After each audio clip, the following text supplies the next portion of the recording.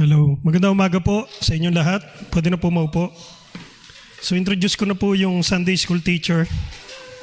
Ako rin po yun. Biro lang po. Hindi ko na po kailangan ng formal introduction. Okay. So alam naman po natin ang previous lesson po natin. Pakinalam po yung PowerPoint. Alam naman po natin na yung previous lesson natin na Sunday School, ang tinuturo po ni Pastor ay tungkol po kay Isaiah. So, Book of Isaiah. So, yung historical background, pag-aaralan po natin ngayong umaga para ma-familiarize po tayo. So, yun po yung gagawin natin. Yan, okay. So, buksan po natin ang ating Bible to 2 Kings. 2 Kings po. Chapter 18. Yan po. 2 Kings chapter 18. We'll be reading verses 13 hanggang the end of the chapter, verse 37. Yan. Sige. 2 Kings 18, verses 13. Yan. Okay. To give God due honor and reverence, may I ask everyone to please rise. We'll be reading this portion of Scripture responsibly. So, ako po sa 13. Kayo po ay susunod, palit-palitan po tayo hanggang sa makarating po tayo sa last verse, which is 37, sabay-sabay po tayo. So verse 13, Now in the 14th year of King Hezekiah did Sennacherib, king of Assyria, come up against all the fenced cities of Judah and took them.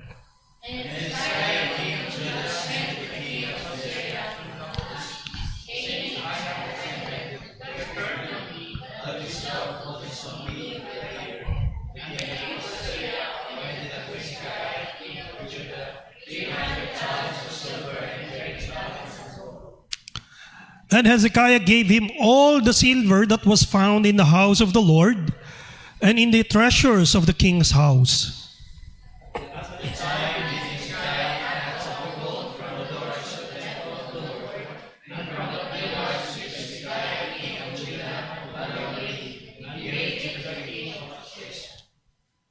And the king of Assyria sent Tartan and Rabsaris and Rabshakeh from Lachish to King Hezekiah with a great host against Jerusalem.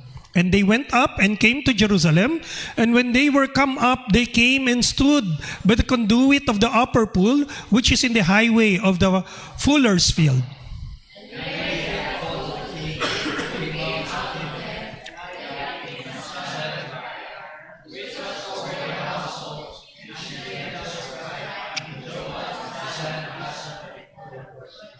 And Rabshakeh said unto them, Speak ye now to Hezekiah. Thus said the great king, the king of Assyria, What confidence is this wherein thou trustest?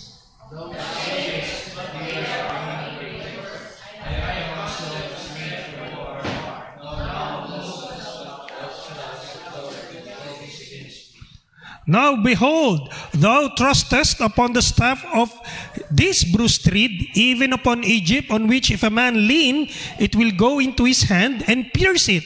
So is Pharaoh, king of Egypt, unto all that trust on him.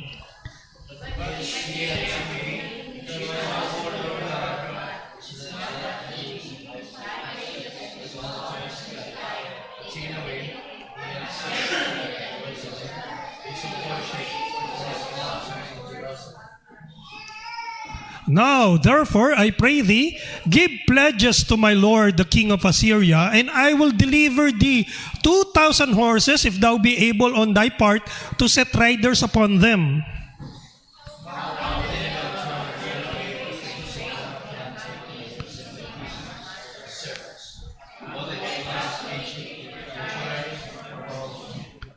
Am I now come up without the Lord against this place to destroy it?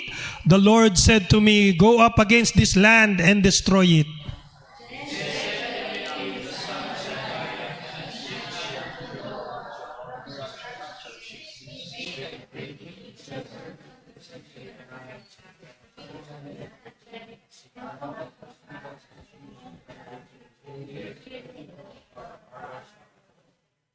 But Rabshakeh said unto them, Hath my master sent me to thy master and to thee to speak these words? Hath he not sent me to the men which sit on the wall, that they may eat their own dung and drink their own peace with you?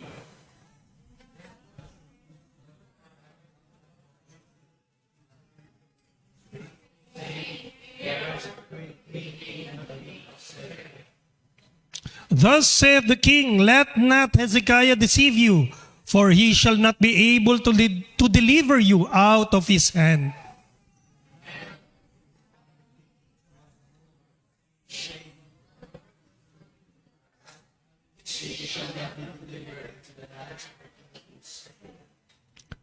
Hearken not to Hezekiah, for thus saith the king of Assyria, make an agreement with me by a present, and come out to me, and then eat ye every man of his own vine, and every one of his fig tree, and drink ye every one the waters of his cistern.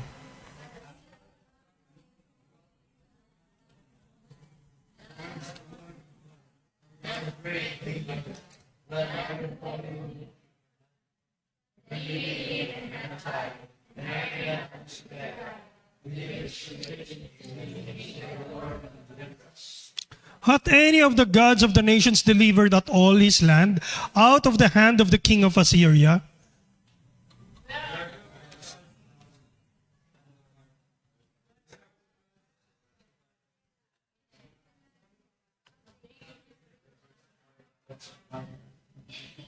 Who are they among all the gods of the countries that have delivered their country out of mine hand, that the Lord should deliver Jerusalem out of mine hand?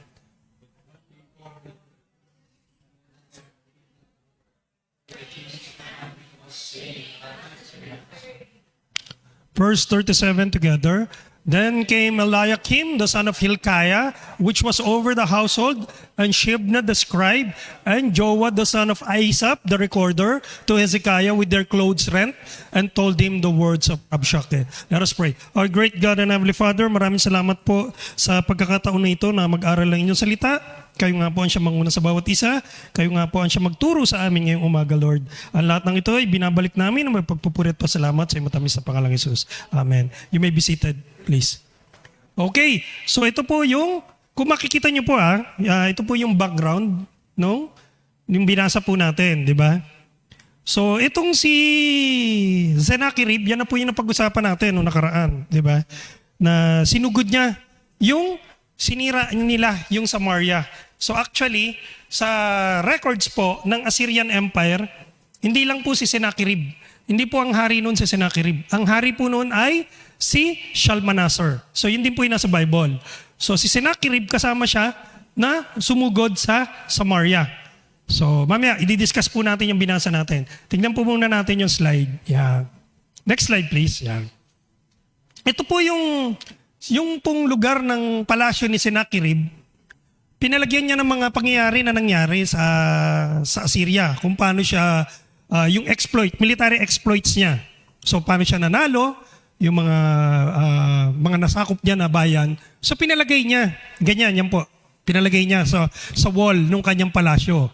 So kung maalala nyo yung diniscuss ni Preacher Nick, nung naalala nyo, na yung Middle East pinasok ng British, di ba? Noong early 1900s. So, as early as 1800s, nandoon na sila yung presence nila. So, nasakop nila yan ng 1900s. So, yan po yung bas relief ang tawag dyan. So, medyo nakaangat yan, yung mga mukha ng tao. Hindi siya painting, carve yan sa bato. So, ang ginawa po ng ng mga British na nandiyan, expeditionary forces, tinakaw po nila, hindi, masyado palang strong word. Kinolekta nila. They collected this bas relief, dinala nila sa British Museum, and at the same time, na-preserve naman.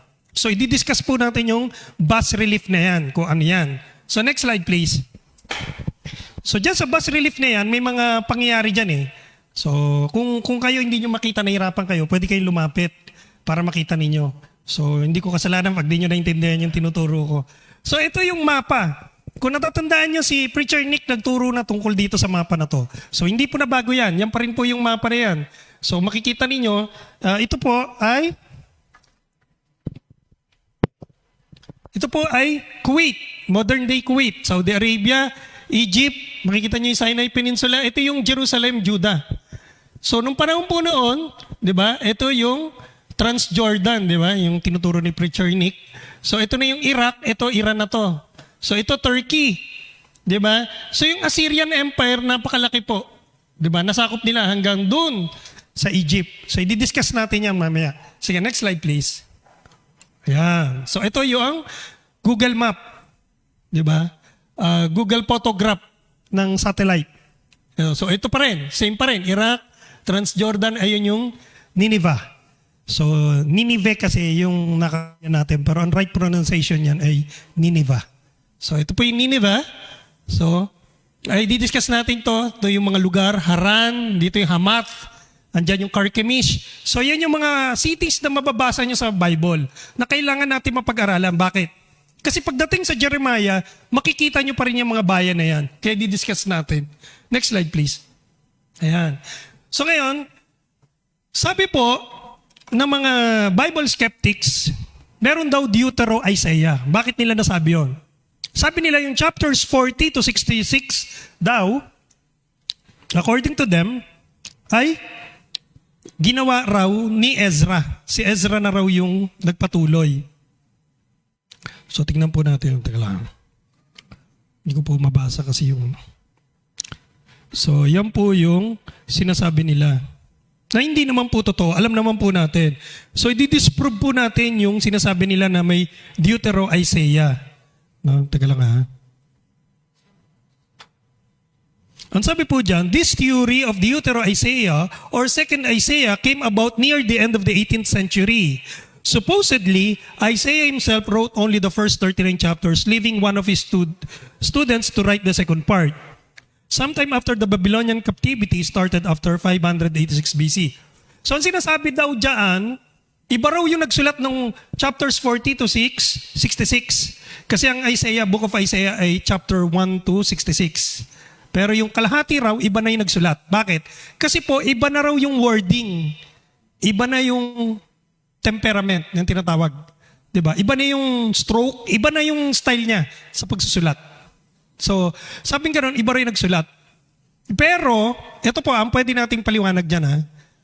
Pwede kasi na gumagamit ng scribe si Isaiah. Wala naman sinabi sa Bible na si Isaiah mismo nagsulat ng Book of Isaiah. Nagkaroon tayo ng clue, bakit? Kanino? Kay Prophet Jeremiah. Kasi si Prophet Jeremiah, hindi rin siya nagsulat ng Book of Jeremiah. Sino nagsulat ng Book of Jeremiah? Sino nakakaalam? Si Baruch. Si Baruch yung scribe niya. Yung isang chapter ng Jeremiah ay binanggit po si Baruch. Dedicated yung isang chapter. So si Isaiah, 'di ba? Ang explanation diyan, gumamit siya ng magkaibang scribe, 'di ba?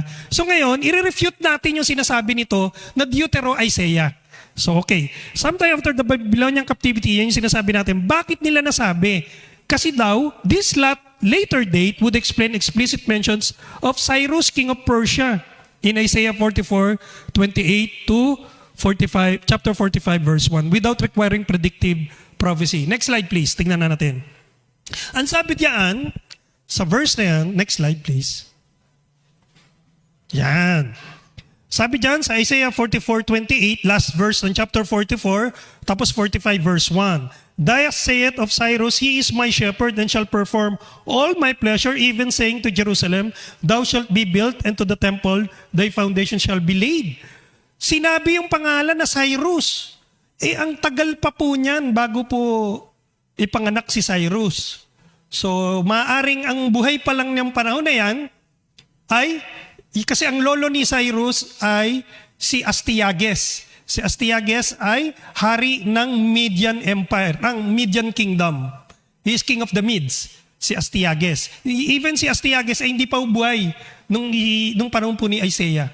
So makikita po natin yan, may mga papakita po ako sa inyo na malayong-malayo pa si Cyrus. So 100 years plus pa bago mabuhay si Cyrus. Thus saith the Lord who is anointed to Cyrus, whose right hand I have holden to subdue nations before him, and I will loose the loins of kings to open before him the two-leaved gates, and the gates shall not be shut. So totoo naman, nangyari yon. Sa history, kung nabasa niyo po ang Book of Daniel, ang uling-uling hari ng Babylon ay si Belshazzar, si Belshazzar. Yun po ay according to the Nabonidus Cylinder. Si Belshazzar ay pinatay, di ba? Yun nga yung meron nagsulat sa taas ng Mene Mene Tekel Upharsin, di ba? Kung natatandaan nyo, kung nabasa nyo sa Book of Daniel. Ang sabi diyan, binuksan daw yung gate na totoo naman nangyari. Wala nangyaring gyera nung panahon ni Cyrus. Binuksan ng mga pare yung gate mismo ng Babylon. Kaya napasok sila nung gabi na yun. Di ba? Ano sabi kay ano? You have been weighted and you are found wanting, and your kingdom will be given to the Persians and the Medes. Kaya binigay, sabi, Upharsin. Diba? So binigay siya. So makikita natin to na fulfillment to ng prophecy tungkol kay Cyrus. So very detailed. So ngayon, gusto nilang i-disprove, sinabi nila na, ay hindi naman yan sinulat nung panahon ni Isaiah. Deutero-Isaiah yan. Sinulat yan ni Ezra pagbalik niya. So, tingnan natin kung tama ba yung Deutero-Isaiah. Pumunta naman tayo sa Isaiah 40, verse 22. Next slide please. Yan. Ang sabi naman dyan ni Isaiah, nakita niya raw ang Panginoon. Sabi dyan, it is He that sitteth upon the circle of the earth, and the inhabitants thereof are grasshoppers, that stretcheth out the heavens as a curtain, and spreadeth them out as a tent to dwell in. Yung pong salita dyan na circle ay kug sa Hebrew word. Ibig sabihin po niyan, hindi circle, bola, spear.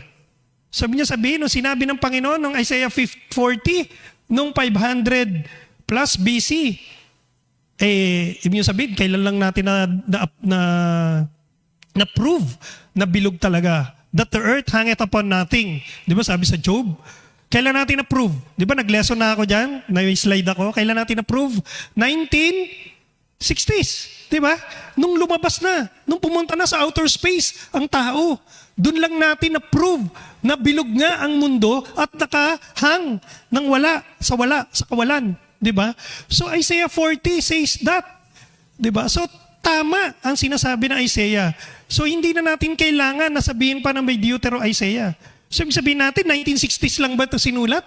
Itong Isaiah, itong part na to? Hindi. Diba?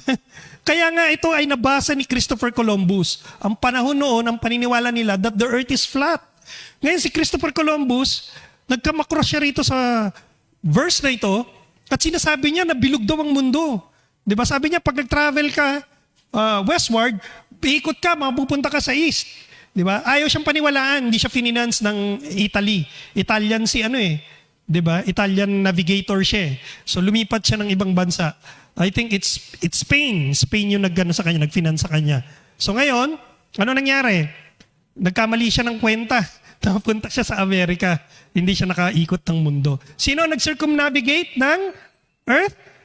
Si Magellan, very good. Pero hindi niya natapos kasi pinatay siya ni Lapu-Lapu. Very good. Ang galing niya. Alam niya ang Philippine history. Okay. Sino nagtuloy ng kanyang navigation? Circumnavigation? Sino? Si Sebastian Elcano. So, siya na naging leader nung circumnavigation. Okay. So makikita natin, in-establish natin na itong Isaiah ay tama yung kanyang sinasabi.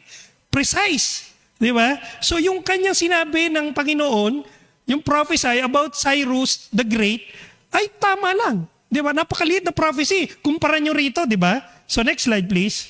Ayan. Ang sabi naman diyan, sabi ni Isaiah, sabi niya, sinatanong niya yung hari ng Judah, sige, gusto mo ba ng sign? Hingi ka ng sign sa Panginoon. Sabi niya ganun. Ay, ayoko humingi ng sign. Sige, di bali na, bibigyan pa rin kita ng sign. Therefore, sabi niya sa verse 14, therefore the Lord himself shall give you a sign. Behold, a virgin shall conceive and bear a son and shall call his name Emmanuel. Yung virgin po dyan ay Alma. Ang sabi ng mga Hebrew dyan, ay yung Alma ay damsel. Diba? Ayan. So, hindi yan virgin. Pero pagdating sa Septuagint, tinranslate yan as virgin. Pero, paano naging sign na yung damsel ay buntis? Diba? Sign ba yun? Last week or last week, hindi ko na po maalala, may nag-send sa akin na anak ko na nakalagay doon na yung 13 years old teenager na nabuntis. So marami pong nabubuntis sa ganon na napabayaan ng magulang. So alam naman natin, ganon na nangyayari sa mundo dahil sa social media ngayon, naging sexually active yung mga kabataan ngayon. Kaya nga pag-ingatan natin yung ating mga anak, bantayan natin sila, lalo na sa social media. So maraming temptation dyan. So ngayon, sign ba yon na yung 13 years old na nabuntis? Hindi, di ba? Naging sign ba yun? Ang dami nga nabuntis na teenager eh. Di ba? Minsan nga, tignan nyo yung sa Guinness World Records. Baka 9 years old at 10 years old yata may nabuntis na. So hindi rin yung sign. So ang sign dito na sinasabi, yung virgin birth. Di ba? Tama, di ba? The virgin birth of our Lord Jesus Christ ay virgin si Mary. Di ba? Pero nung nanganak si Mary, hindi na siya virgin. Tsaka naging normal yung pag-aasawa nila. Nagkaroon pa ng maraming anak si Mary kay Joseph. No? So yung sign na yan, hindi yan magiging sign kung hindi totoong virgin si Mary. So tama na naman tayo, di ba? Next slide please. Yan. Ngayon, anong nangyari sa Qumran? Ito po. Yung lugar, may mga shepherd dyan. Magpunta sila ngayon dyan sa mga caves. Hindi natin alam kung anong ginawa nila dyan. Maaaring nagpahinga sila, baka sa init. So doon sa Qumran, may cave dyan. Nakuha nila yung mga scrolls. Nandoon sa banga. So kasi ang Bible sa atin, ito po yung Bible natin ngayon na kinakatamaran natin basahin. Yung iba. So yung mga Bible po noon ay scroll. Mahirap basahin. At saka mahirap itago, bitbitin. Alam nga namang bibitbitin mo yung scroll, ganyang kalaki. Tignan nyo yung ganyang sulat. Diba? So nakatabi lang yun. Ang ginagawa nila, kumukuha sila ng kapiraso, sinusulat nila, yun yung nilalagay nila dun sa mga paraklits nila. Diba? Kung natatandaan nyo, diniscuss din ni Preacher Nick, diba? Yung mga nilalagay nila, yung frontlets, tsaka yung dito. So mga portion of scripture lang sinusulat nila. Hindi nila nakukuha yung mismong scroll. So yung scroll nakatago yan, kinukuha nila yan. Ngayon, pag dilapidated na yung scroll, sira-sira na, ginagawa nila, sinusunog nila. Or, pagka siyempre nakakahinayang, biro mo salita ng Diyos, susunugin mo. Ang ginagawa nila, nilalagay nila sa banga, sinisil nila. Yun po yung nakuha doon sa cave. Yan, yung Dead Sea Scroll. So maraming parchment na nakuha dyan, maraming portion ng scripture, pero yung isang book of Isaiah, buong buo po nakuha nila. Ngayon, kung ikukumpara mo yung Masoretic text kasi ngayon yung existing na manuscript ng Old Testament na hawak natin ngayon, dated 1000 AD. So itong Dead Sea Scroll ay 1 AD. So panahon ni Jesus Christ po, nung kapanahonan ng panganak ng ating Panginoon, Yeso Kristo, yun po yung date nung Dead Sea Scroll. So very significant po. Ang error po ay isang word lang. Yung pong nasa Bible natin na he, ang nakita po nila dyan ay seer. Ibig sabihin po ng seer ay prophet. So yung prophet doon na binabanggit na si Isaiah ay naging he pronoun lang sa ating Bible ngayon. So, isang word lang po ang nabago mula dun sa Dead Sea Scroll. Okay? Okay po tayo ha? Question po, question. Wala namang question. Question so far, wala pa naman. Okay. So, kitang-kita ninyo kung gaano ka-accurate ang Book of Isaiah. So, okay na po. Na-establish na po natin na hindi totoo yung Deutero-Isaiah. Okay. So, next slide please. Okay. So, pupunta na po tayo sa kay Sennacherib tsaka yung Assyrian Empire. Si Sennacherib, siya po yung hari noong panahon ni King Hezekiah. So anong nangyari ay galing sila sa Assyria. Sinira nila yung Samaria. Pero actually, hindi pa si Sennacherib ang hari nung sinira yung Samaria. Ang hari ay si King Shalmaneser tsaka yung nagtulungan. So si Sargon, yung kapatid niya, nandoon na rin at tsaka si Sennacherib, prinsipe lang sila. Yan. Pero doon sa, yung kaninang pinakita ko, yung bas relief, pinagyayabang niya ron na siya ro sumira ng Samaria. Actually, totoo naman yun kasi nga present siya nung inatake nila yung Samaria. Next slide please. Yan. So yan yung, katulad dito, ito po yung picture nung bas relief na sinasabi ko. So yan. So yan. Meron pong nakaluhod. Ayan, may trono. Ayan. Yan yun sa Assyrian Empire. May pumupunta sa Nineveh para sumamba sila. Doon sa hari, suko sila. Okay, pakibalik pa. Pakibalik. Ayan. Yan. So ganyan ang itsura pag sinusugod ng Assyrian Empire. Yung pader ng Samaria. Ganyan. Ayan. So ganyan yung prosesyon. Itong pag-aaral natin na ito, actually, magbe-benefit kayo rito kung makikinig kayo maigi kasi mapapag-aralan nyo lahat ng 2 Kings. Magkakaroon kayo ng background sa 2 Kings. Magkakaroon kayo ng background sa Isaiah. Magkakaroon kayo ng background sa Jeremiah. Pag binasa nyo ang Jonah, maintindihan nyo, at isunod nyo. Pag binasa nyo po ang Book of Jonah, isunod nyo kagad yung Book of Nahum. Kasi yun po ang magkasunod. Didiscuss ko rin po yan mamaya. Next slide please. Ayan. Ayan, sa wall po ng trono ni King Sennacherib, ganyan po itsura. Ayan. Si King Sennacherib po yun, ayun, sa bas relief. Ganyan, pumupunta siya sa giyera talaga. Kaya kilala si Sennacherib dahil lumalaban siya sa giyera. Next slide please. Ayan. Ayan, babasahin ko. King Sennacherib of Assyria reigned from 705 BC to 681 BC. He is not merely a fictional character of the Bible like so many like to believe. Yan po. So titignan po natin kasi ang Bible po, when it says something about science, it is dead accurate. When it says something about history, it is dead accurate. Di ba? 100% tama po yan. Tandaan nyo po yan ha. Tandaan nyo, nung bago na tagpuan yung Nabonidus cylinder, sabing ganun. Si Belshazzar, wala namang pangalan na Belshazzar sa history. Diba? Nung nakita nila yung yung Nabonidus cylinder, i-discuss ko rin po yung sometime kasi medyo advanced na po yun. Ang nakalagay doon, to my beloved son, Belshazzar. So ngayon, every time na may natatagpuan ng mga artifacts, doon po nagkakaroon ng light na totoo pala lahat ng karakter sa Bible. Diba? So ito po, pinaano natin, ayan, sabi po dyan, secular history such as from the two historians help prove the existence of this evil king alongside the numerous artifacts that relate to his reign. His defeat at Jerusalem and death by the hands of his own sons are displayed in ancient Assyrian records that correlate with the Bible, commenting his existence as a king of the Bible. So yung pong account na yon, mamaya pag-aaralan po natin, pakikita ko po sa inyo yan. Si King Sennacherib, kung nabasa nyo na po ang 2 Kings, yung katapusan po ng buhay niya, alam nyo kung ano nangyari sa kanya? Pinatay siya ng 2 anak niya. Imagine niyo yung 2 anak mong lalaki, papatayin ka. Alam nyo kung saan siya pinatay? Sa altar nung Diyos niya na si Nisroch. Nagdadasal siya kay Nisroch, nakaluhod siya, nilapitan siya ng 2 anak niya, pinagsasaksak siya. Tapos yung 2 anak niya tumakas. So mamaya explain ko sa inyo yun. Next slide please. Ito po yung biblical account ng kay Sennacherib.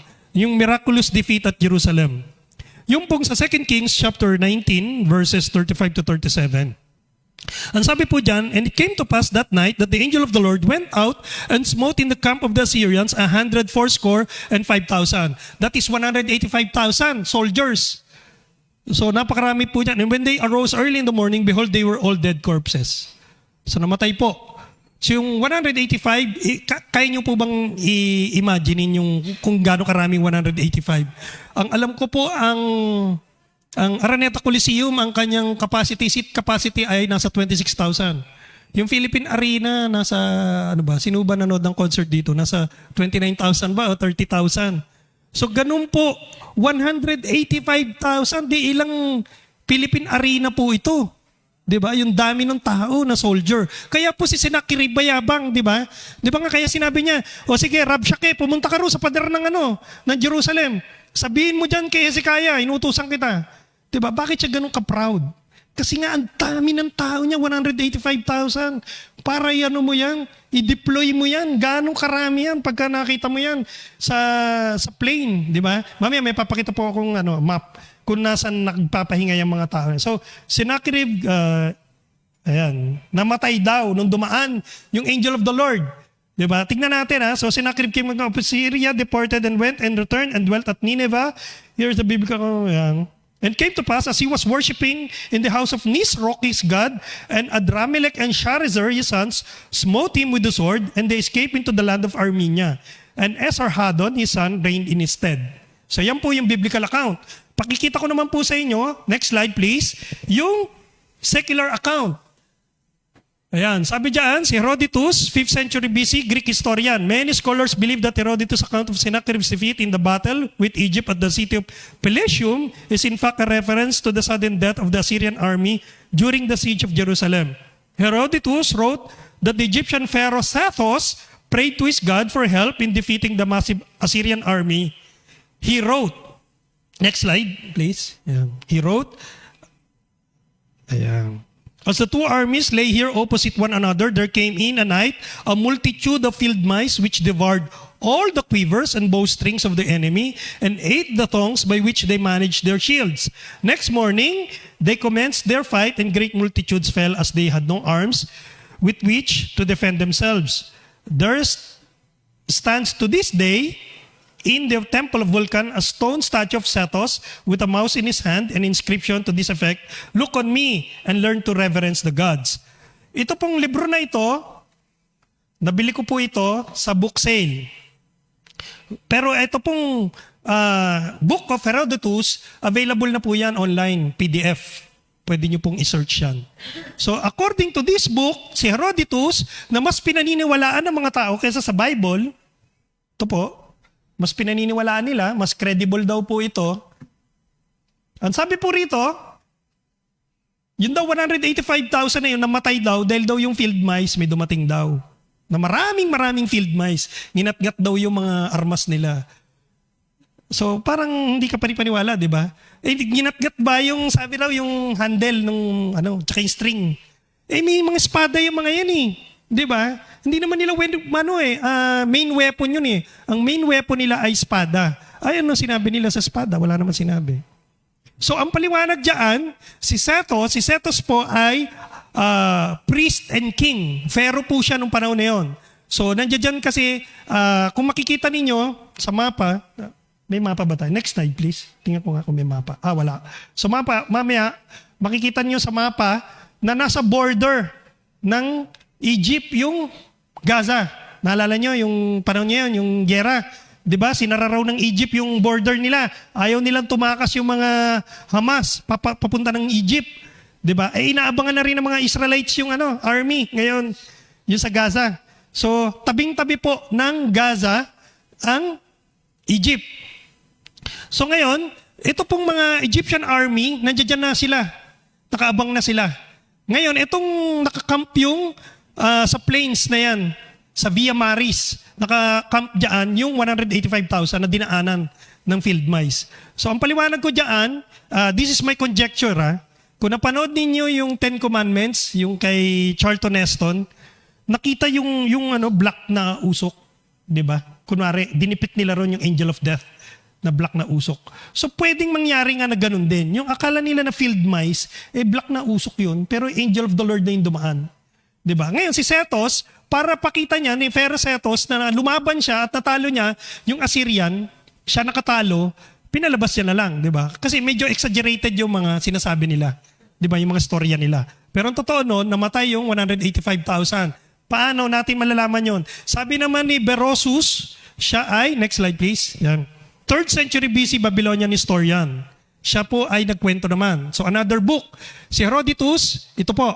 So si Berosus naman, ito po, napakaganda rin basahin kasi pwede naman natin siyang maging reference din naman. Diba? May mga portion naman dito, 'di ba? Na katulad ni Cyrus, paano niya pinasok, 'di ba? Yung katulad ng sinabi ko sa inyo, na walang nangyaring labanan. Nandito po 'yon. Kung paano namatay si Cyrus, nandito rin po 'yon. Mamaya paliliwanag ko sa inyo. Okay, sabi dyan, now when Sennacherib was returning from Egyptian war to Jerusalem, he found his army under Rabshakeh, his general, in danger. For God had sent a pestilence, distemper upon his army, and on the very first night of the siege, 100 fourscore and 5,000 with their captains and generals were destroyed. So parehong-pareho na sa Bible, di ba? Sabi ni Berosus.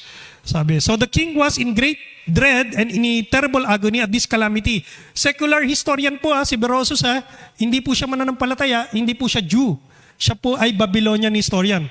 Being in great fear for his whole army, he fled with the rest of his forces to his own kingdom and to his city Nineveh. And when he had abode there a little while, he was treacherously assaulted and died by the hands of his elder sons Adramelech and Seraser, and was slain in his own temple, which was called Araske.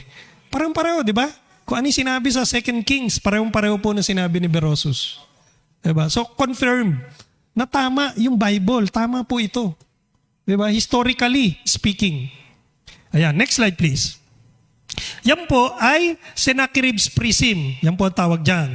So, nakasulat po dyan ay cuneiform. Hindi po natin maintindihan yan. Kahit ako po, kahit na anong pag-aaral ko, hindi ko po maintindihan yan. Talagang scholar po yung mga nag-aaral yan, yung cuneiform. So ngayon, nung binasa nila yung Sennacherib's prism, ayan po, kinuwento ni si King Sennacherib. So si King Sennacherib, hindi siya nasihan doon sa bas relief, doon sa gilid ng kanyang kaharian, ng kanyang court. Kasi ang tawag doon court halimbawa, ito yung kanyang trono. So nandiyan dyan yung mga opisyal niya. Yung gilid ng pader niya, yung kwarto na to, halimbawa, ito yung king's court na tinatawag. Diba? So, nilagyan niya ng palamuti yung kanyang pader ng kanyang kaharian, ng palasyo niya, na yun nga, yung bas relief. I-discuss pa natin yung further. Ito muna tayo. Sennacherib's prism, pinakwento niya dyan yung kanyang military exploits, yung kanyang military victory. Next slide, please. Ang sabi dyan sa cylinder na yan, also called Taylor cylinder. Bakit? Kasi si Taylor po, yung naka-discover niyan. Hindi po si, ano po yan, sikat na scholar po yan. Hindi po siya Bible scholar, kundi ano po siya, nag-check po siya talaga sa mga lugar na yan. So, British po yan, si Taylor. So, kasama po siya sa nakakukuha niyan, niyang cylinder na kay Sennacherib. Ang praise po dyan, sabi po dyan kay Sennacherib, like a caged bird is taken from a six-sided clay tablet called the Taylor cylinder. So, six-sided po yon. Presently found in the British Museum. So, familiar na po tayo. Kinolekta po nila yan. Kinuha po nila yan dun sa Babylon. Sa Assyria pala. It is one of the most perfect archaeological specimens of its kind ever found.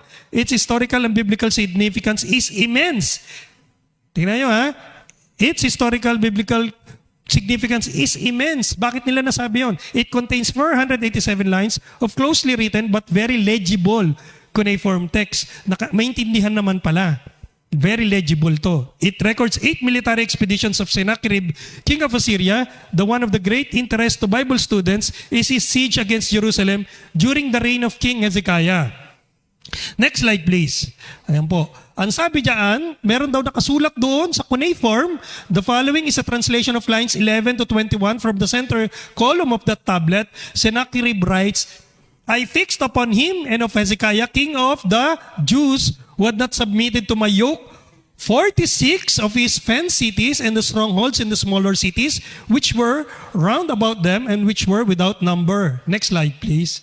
By the battering rams and by the attack of engines and by the assaults of foot soldiers and I besieged, I captured 200,150 people, small and great, male and female. So napakarami raw nakuha niya. Horses and mules and asses and camels and men and sheep innumerable from their midst I brought out, and I reckoned as spoil Hezekiah himself like a caged bird within Jerusalem, his royal city I shut in.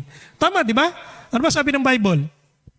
Ang sabi sa 2 Kings, hindi nakarating si Sennacherib sa Jerusalem.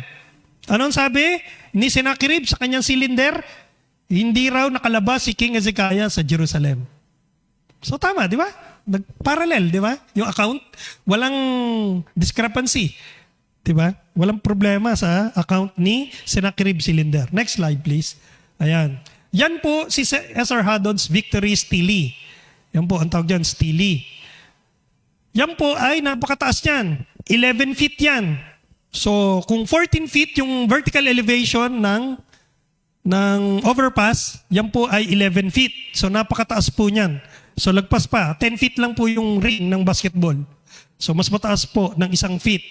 So, yan po si Esarhaddon. Yan po ay siya ang nagmana ng trono ni Sennacherib. So ngayon, binanggit dyan si Manase at saka si Tirhaka. Si Tirhaka po ay binanggit din sa Bible.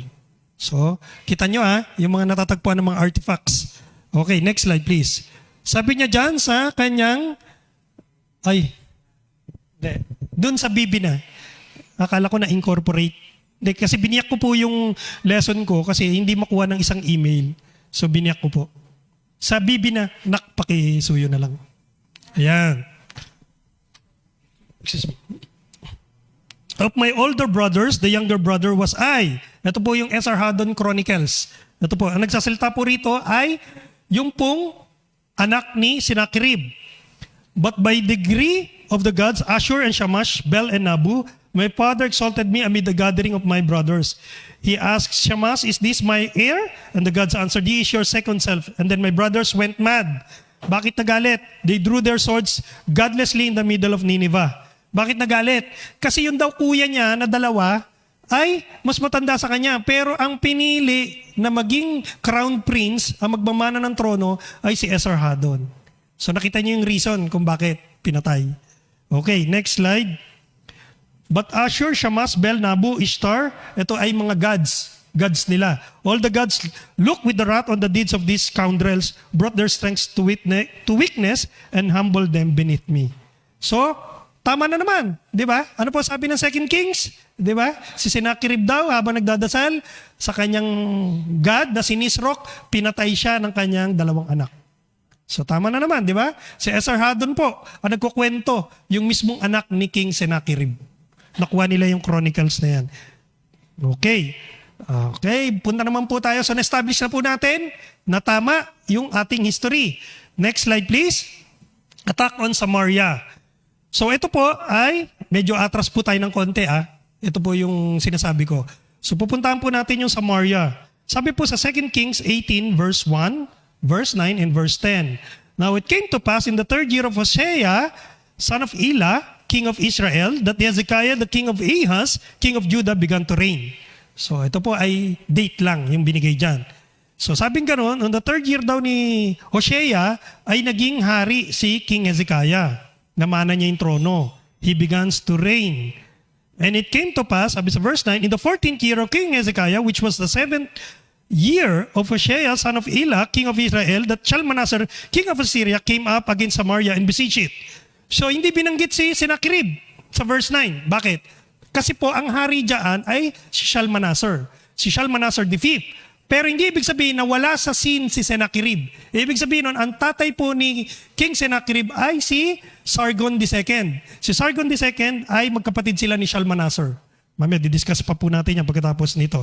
Verse 10, at the end of 3 years, they took it even in the 6th year of Hezekiah, that is in the 9th year of Hosea, king of Israel, Samaria was taken. So bumagsak daw yung Samaria pagdating sa verse 10, sabi sa 2 Kings. Next slide please. Ayan. Nakita po ba? Kita nyo? Kita nyo? Okay. So kung makikita nyo yung kings, konting background lang. So makikita nyo yung kings of Israel, si Jehu. Kung kilala nyo si Jehu, siya yung hari na inutusan ng Diyos na puksain yung pamilya ni King Ahab dahil napakasama.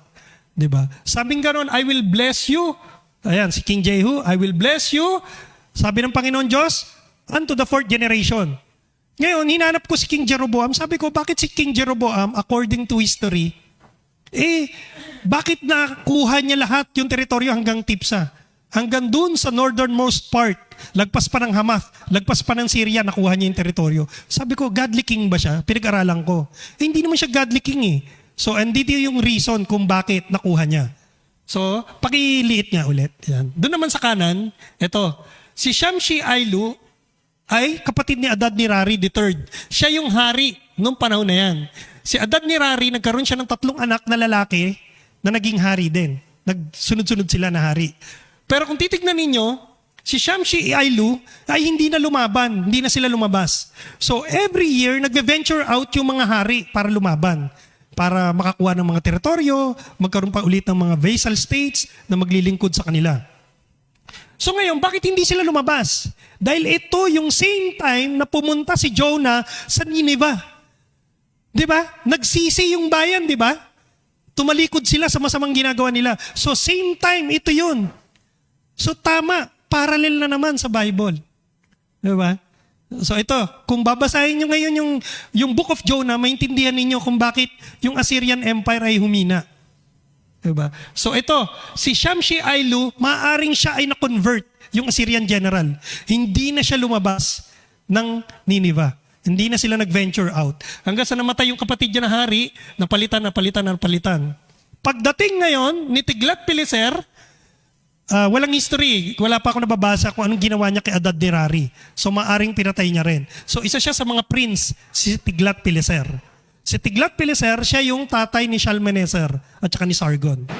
So ngayon, pakibaba. Ayan. Pakikaliwa. Pakiliit ulit. Pakiliit. Ayan. So si Zechariah ay anak ni Jeroboam II. Si Zechariah ay hari ng Israel. Pinatay siya ni Shallum. Si Shallum ay pinatay ni Menahem. Si Menahem, nagkaroon siya ng anak, si Pekahiah. Siguro matanda na rin siya nung panahon na yon. Pinatay naman siya ni Pekah. Si Pekah naman ay pinatay ni Hoshea. So ngayon, yan yung upheaval. Kasi nga masasama silang hari. Kaya nga nagpapatayan sila eh. Wala naman silang royal blood eh. Hindi katulad ni King David, hanggang kay Zorobabel ay kadugo ni David. Diba? Matitrace nila hanggang kay Joseph. Diba? Si Joseph, the father of Jesus Christ, di ba? Matitrace yung blood niya kay King David. Di ba? Kaya nga may genealogy tayo sa Matthew at saka sa Luke. Di ba? Matitrace yung kanilang lahi. Pero itong mga hari na huli na to, masasama to. Kaya sila nagpataya na. Ngayon, ito na si Tiglath-Pileser, pumasok na, sinusugod na yung Assyrian Empire. Next slide, please. Ayan. Ito na yung katumbas nila, si Shalmaneser. Ayan na, si Sargon II. Ayan na, yung katumbas ni Hezekiah. Yung binasa natin, di ba? Si Hosea ay contemporary ni King Hezekiah. Di ba? Ayan na, inatake na. So ngayon, next slide please. Ganyan na nangyari sa Samaria. Inatake sila ng Assyrian. Ganyan. Ayan yung artist rendition tungkol sa pagsugod sa pader nila. Next slide please. Ayan, ganyan. Di ba sabi niyang gano'n ni Sennacherib na may battering rams daw siya. Nakikita niya yung sa gitna. Di ba yung pader, yung gate. Di ba may battering ram. Ibig sabihin ng battering ram, kung kayo ay naglalaro ng Age of Empire, dati naglalaro ako ng Age of Empire. Yung game po yun. Yung pader, para mag-iba mo, kailangan bibili ka ng gagawa ka ng battering ram. So ganyan po yung ginagawa nun. Sinisira po yung pader. Next slide please. Next slide, please. Yan. Kung makikita nyo sa Samaria, tingnan nyo yung mapa, pataas, bundok. So Samaria is a city, at the same time, it is a region. Kaya yung may nagsabi po na pastor na yung the woman at the well, sabi niyang ganon, ay tinanggap si Jesus Christ. Pagbalik nila ganon, same Gospel of John, pagbalik nila ay nire-reject na si Jesus Christ. Hindi po. Magkaibang lugar po yun. Malaki po yung Samaria. Ibang city po yun. Diba? So ito po yung bundok. Next slide please. Yan. Google Map, photograph. Yan po. So bundok po yung Samaria. So binibigay ko po sa inyo yung geographical location tsaka itsura para magkaroon kayo ng idea pag binabasa ninyo. Diba? Mabuhay sa isip ninyo kung ano yung nangyayari. Next slide please. So ito po yung Samaria in ruins. Ayan. So ibig sabihin nung malaki yung palasyo na pinatayo dyan. Diba? Napakaganda niyan. Splendor yan. Diba? Yung grandiose, grandeur. Diba? Pag nakita natin yan, kung nakita natin yan, nabuo pa. In ruins na nga, diba? Maganda pang tignan, diba? Lalaki ng pader, diba? Ayan, next slide please. So yan po yung Samaria. Yan po. Yan. Nasa bundok. So ganyan po itsura ng Samaria. Ayan. Next slide please. Ayan. Gayon, ganyan na po itsura ng Samaria. Ayan. Yung pader ng Samaria, may kita nyo sa gilid. Ito. So ganyan. Yan yung mga sinugod ng Assyrians. Malalaki, makakapal na pader. Kaya hindi basta-basta. Kaya yung siege nila, taon inaabot. Hindi po buwan, taon. Next slide please. Ayan. Ayan po. So ayan po yung mga pictures ng Samaria. Yan po yung in ruins na po ngayon. Makikita nyo po. Kaya kung magta-travel po kayo, pupunta po kayo sa Samaria, or kaya sino bang balak mag-nurse dito? Sino ba sa high school? Sino ba mag-nurse dito? Pag nag-nurse kayo at na-deploy kayo sa Great Britain, sa England, punta po kayo ng British Museum, picturean nyo po yung bas relief at saka bigay nyo po sa akin, pasa nyo po. Maraming salamat po. Ma-appreciate ko po yung pagbinigay nyo po sa akin yung kopya ng bas relief. Okay, next slide please. Yan. Ayan, yung Nineveh, kanina po yan. So yung binanggit yan yung Lachish. So 3 pong bayan yung binanggit bukod sa Jerusalem. Libna, Lachish, Aseka. Yung pong Aseka at Libna, meron din po ako mga pictures pero wala na pong time so hindi ko na po kinuha. So meron po ako dyan yung Lachish. Papakita ko po sa inyo. Next slide please. Sabi po dyan, ayan, sa Assyrian conquest na po tayo. Now, in the 14th year of King Hezekiah, did Sennacherib, king of Assyria, come up against all the fenced cities of Judah and took them. Verse 14, and Hezekiah, king of Judah, sent to the king of Assyria to Lachish, saying, I have offended, return from me, that which thou puttest on me will I bear. And the king of Assyria appointed unto Hezekiah, king of Judah, 300 talents of silver, 30 talents of gold. So, sabing ganyan, nabanggit yung Lachish. Ayan, titignan po natin yan mamaya. So, si King Hezekiah natakot dahil nga ang dami, di ba? Imagine niyo 185,000. Yung 185,000 na yun na nasa tent, na namatay, hindi po sila yung sumugod.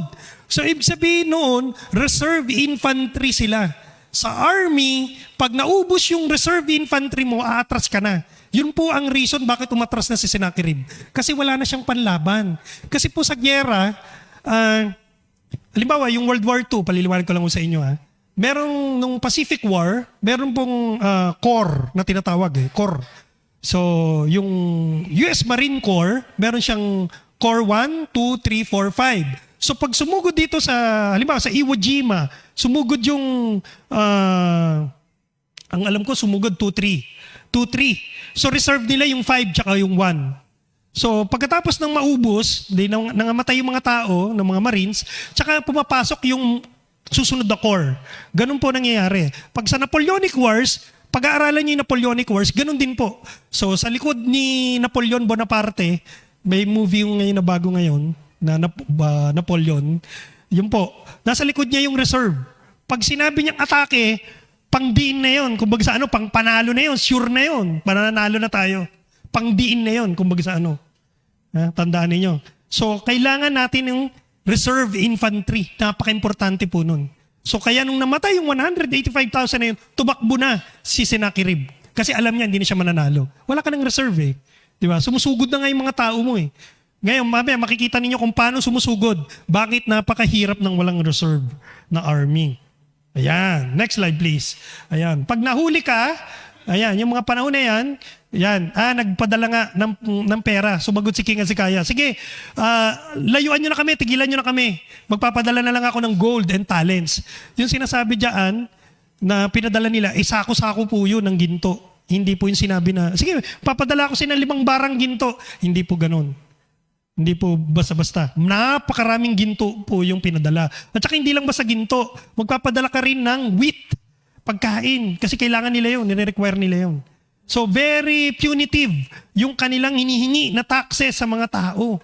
Siyempre, nakakainin ng mga tao? Magugutom yung tao, di ba? Lahat ng pagkain mo, kukunin kaya nga ayaw nila sumuko Gusto nila lumaban Bakit? Kasi nga, lahat tangay Ultimo mga tupa mo, di ba? Mga produkto mo, mga agricultural products mo, kukunin nila. So, ngayon, ang gagawin nila ay magpapatira pa sila sa paanan ni King Sennacherib. Ganyan yung depiction sa bas relief. Next slide, please. Yan. Sabi dyan, Hezekiah gave him all the silver that was found in the house of the Lord and in the treasures of the king's house. Ito po yung binasa natin kanina. So, pati raw doon sa temple, binaklas na yung mga ginto doon sa pader na pati yung sa poste. Kinuha na raw yung mga ginto. And the king of Assyria sent Tartan, kanina binasa natin, Rabsaris and Rabshakeh from Lachish to King Hezekiah with a great host. Napakaraming army daw yung sumugod sa Lachish. Ngayon, umabot sila hanggang Jerusalem. Bakit? Kasi nga natalo nila yung Lachish. Next slide, please. Ito, si Jonah, hindi ko sinasabi na tama yung ginawa ni Jonah. Si Jonah, bakit siya tumakbo papuntang Joppa? Sabi ng Panginoon, pumunta ka sa Nineveh. Nineveh, papunta rito. Pumunta siya rito sa Joppa. Sumakay siya ng barko, palayo, papuntang Mediterranean Sea. So, ibig sabihin, kung sa mapa, titignan nyo, ang Mediterranean Sea dito, ang Nineveh dito. Kung makikita nyo sa mapa kanina. Ha? Bakit siya tumakbo? Mali ba yung ginawa niya? Mali. Nag-disobey siya sa Panginoon. Pero bakit? Kasi nga patriotic siya eh. Bakit niya ginawa yon? Kasi ang ginagawa sa kanila, pag nahuli sila, pinupugutan ang ulo. Sorry Sorry sa mga bata. Pinupugutan sila ng ulo. Ayan nakalagay dyan Di ba? Hindi lang yun. Ayan dinidisplay pa yung mga ulo ng mga kababayan nila. Kaya sabi ni Jonah, alam ko naman kasi na mabait ka eh. Sabi niya sa Panginoon. Hindi, version lang po, Michael's version lang po ito ng Bible. Hindi po ito yung text, basahin niyo po. Sabi ni Jonah, kausap niya ang Panginoon Diyos, alam ko naman kasi na maawain ka, mabait ka eh. Patatawarin mo pa sila eh. Huwag mo na silang patawarin. Yun ang gusto ni Jonah, puksain na yung Nineveh. Bakit? Dahil nga kasi ito yung ginagawa sa kanila. Next slide, please. Yan pa ang ginagawa sa kanila.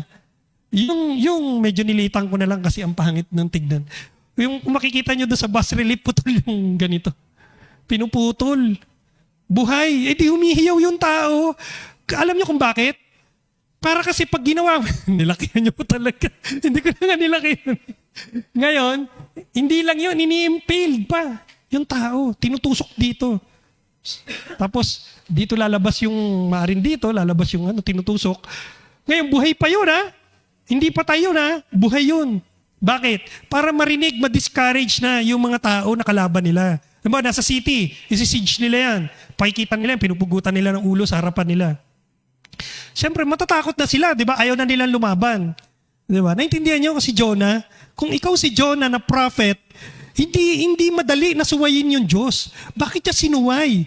Diba? May reason siya kung bakit. Kasi nga ganito ginagawa sa kababayan niya. Diba? Sinasabi ni Jonah na, hindi, mas maganda pa, puksain mo na lang. Hanggang sa huli, tignan niyo yung last chapter. Diba? Sabing gano'n, nagtatalo si Jonah tsaka ang Diyos. Sabing gano'n na yung Diyos sabi niya, patayin mo na lang ako, Lord. Bakit? Sabi niya, yung shade diba? Binigyan mo ako ng gourd, di ba, na plant para ma-shade ako. Tapos pinatay mo rin. Di ba, patay mo na lang ako, kawawa naman ako. Sabi nga, hindi mo naman pupuksain tong Nineveh Sabi nga gano'n ng Diyos hindi mo ba nalalaman yung sinasabi mo? Itong Nineveh, marami pang bata dyan.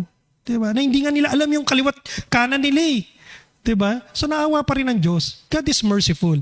Pero pag binasa niyo ang Jonah, isunod niyo yung Nahum. Kasi nandoon po sa Nahum kung paano sinira ng Diyos ang Nineveh. Okay? Yung po ay si Nabopolassar na at saka si Nebuchadnezzar. So, medyo advanced na po yon. So, yan po yung reason kung bakit. Next slide, please. Ayan. So, hindi lang po yon. Ayan pa. Bakit sila nakahigang ganyan? Ang ginagawa sa kanila ay, ito, may nakahawak na tao sa kabila. Alam niyo kung anong ginagawa sa kanila? Binabalatan sila ng buhay. Ganun po katindi, kalupit yung mga Assyrian. Kaya ayaw ni Jonah na maligtas yung mga tao. Para si Jonah ay pinadala sa 1945 na Nazi. 1940s. So, ikaw si Jonah, Hudyo ka, pinadala ka sa Nazi camp. Sasabihin mo, magsisira kayo mga Nazi. Parang ganun. Diba? So, feeling ni Jonah, unfair yun para sa kababayan niya at sa kanya bilang Hudyo. Pero siyempre, ang nagutos doon ay Panginoon Diyos. Kaya siya, pinalunok sa whale. Di ba? Yan. Next slide, please. Hindi lang yan. Pagkatapos silang tortured, yung mga tinotorture, kung napansin nyo, yung mga tinotorture, mga lalaki. Ibig sabihin nun, pinapatay nila yung mga lalaban na lalaki para wala nang lalaban. At ang ginagawa nila sa mga babae, ayan.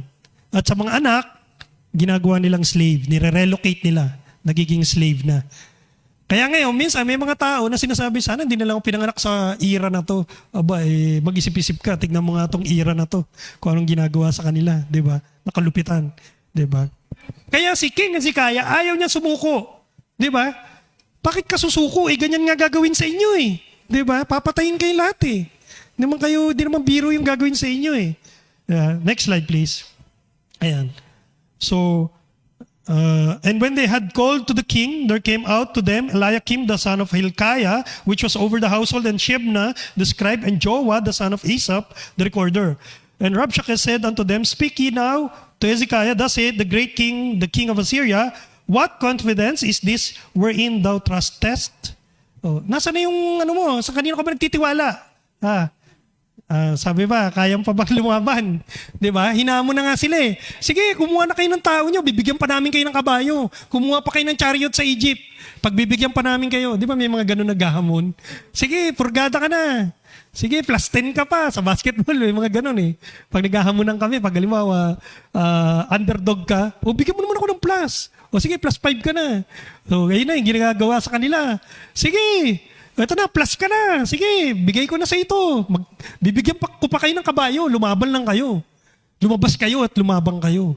Diba? Kaya nga sinabi, cage bird eh. Takot na takot daw si King Hezekiah. Totoo naman, takot na takot si King Hezekiah eh. Pag binasa nyo, wala na akong time para i-turn doon.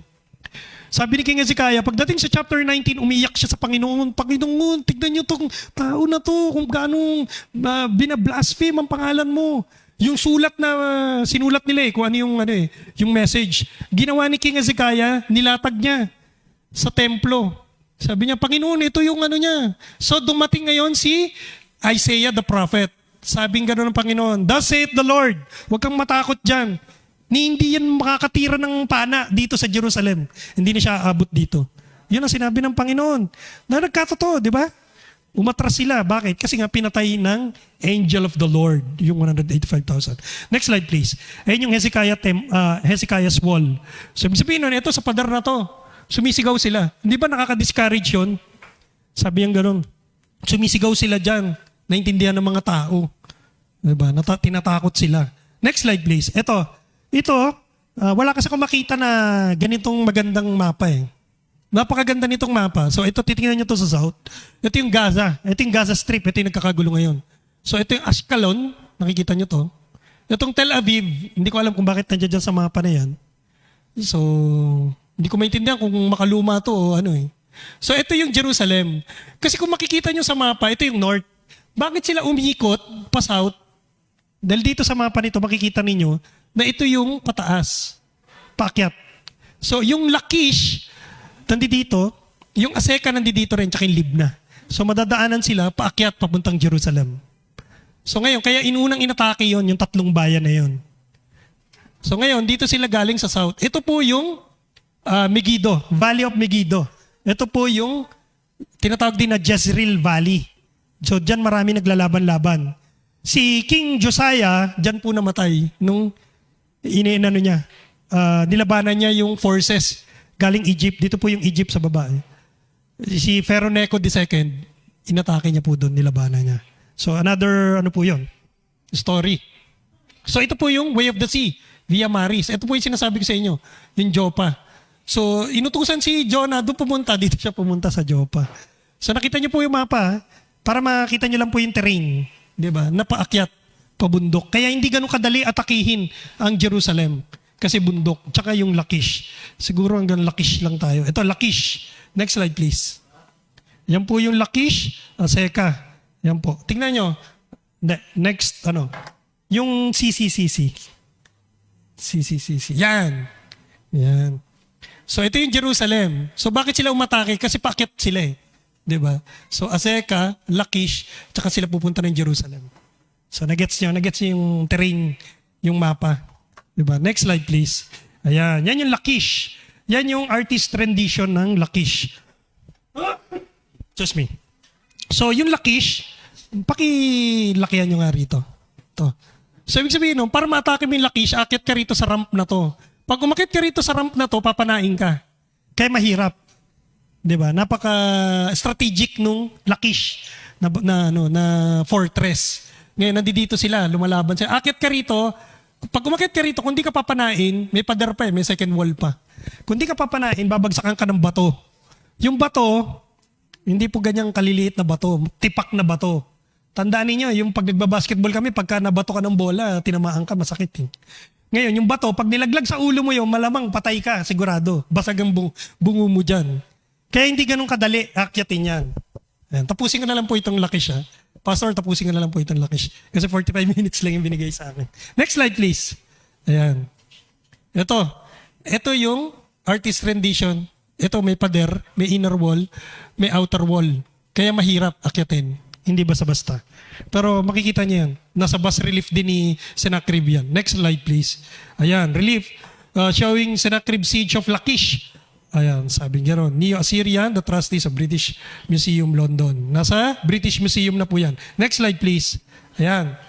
So kung makikita nyo rito, kita nyo po ba? Itong portion na to may mga archers. Ayan o. Ito po yung fortress ng Lachish. So inakit na nila yung pader.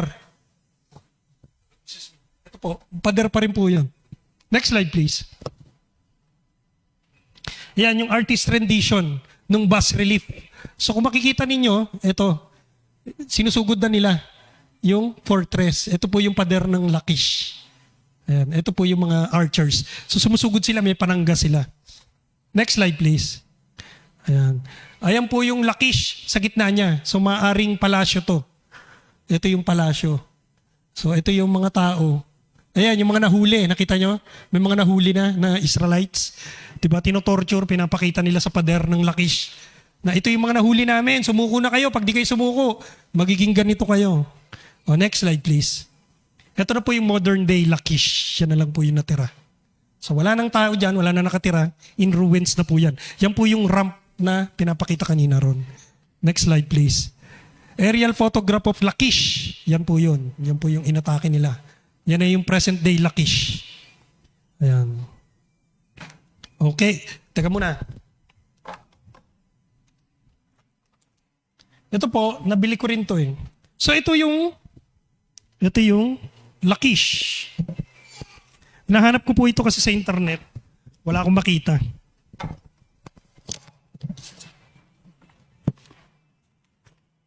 So, ganito po yung itsura ng Lachish. Inatake nila. Yan. Nakagulo rito. Hindi mo makita. Kasi malalayo. Hindi kayo lumapit. Ako nalalapit. So, ito yung Lachish. Ito yung mga tao. So, ito po yung artist rendition ng Lachish. So, mamaya, kung gusto niyo lang, nandito. Ayan yung sample mo. Sige, dito. So, okay. May tanong po ba? Yan po yung anak ko niya. Ano na pa? Ang anak ni Sennacherib ay, ang natala ay bali 4. Pero marami pa. Kasi yung unang hari ng Babylon, nagrebelde yung mga Elamites, yun sila Berodach Baladan. Yun yung bumisita kay King Hezekiah nung nagkasakit siya. Nagrebelde sila, pinatay nila yung panganay na anak ni, isa yun sa maaring reason sa panganay na anak ni Sennacherib. Kasi si Sennacherib, etong si Esarhaddon, iba-iba yung nanay nila eh. Si King Esarhaddon, yung nanay niya maimpluwensya na Kriyna. Ngayon, inimpluwensyahan yung korte, yung King's Court, na maging i-announce na Crown Prince ay si Esarhaddon. So, kaya nga meron pa siyang kapatid kuya na si Adramelech tsaka si Sharezer. Plus yung kuya niya na pinatay sa Babylon. So, ang ginawa ni Sennacherib sa galit niya, sinira niya, nilebel niya yung Babylon, yung city of Babylon. Pagdating naman ni Esarhaddon, nung naupo siya sa trono, ni-rebuild niya yung city of Babylon. Okay, ano pa? Question pa po. Question pa. Okay. Hindi pa. Nasa labas siya ng Jerusalem, yung Lachish. Bali 3 bayan yun eh. Actually, hindi siya city, fortress siya eh. Oh, yung kanina yung pinakita ko yan. Fortress yan eh. So ngayon, pag papunta ka ng Jerusalem, madadaanan mo yan. Ngayon, ang gagawin nila dyan, kailangan sirain nila yan. Bakit? Kasi pagka yan, hindi mo sinira yan, pwedeng lumabas yan sa gabi, patayin yung army mo eh. Diba? Ganun yung nangyari sa sa Iwo Jima. Sa Iwo Jima kasi, nung pinasok ng mga US Army, yung volcano, yung island, yung mga Hapon sa gabi lumalabas, pinapatay sila. Ganon. So ganon din ang mangyayari sa kanya. Kailangan sirain mo yan, patayin mo lahat yung tao dyan. Pasukuin mo yan. Kailangan walang matitira dyan. Kung hindi, kayo atakihin yan sa likod. Ganon. Kaya yun, 3 bayan yun. Lachish, Aseka, tsaka Libna. Okay. Question pa po. Marami pa po akong Actually, 97 yata yung slides ko. So, hindi ko na po tinapos. Question pa po. Okay na po tayo.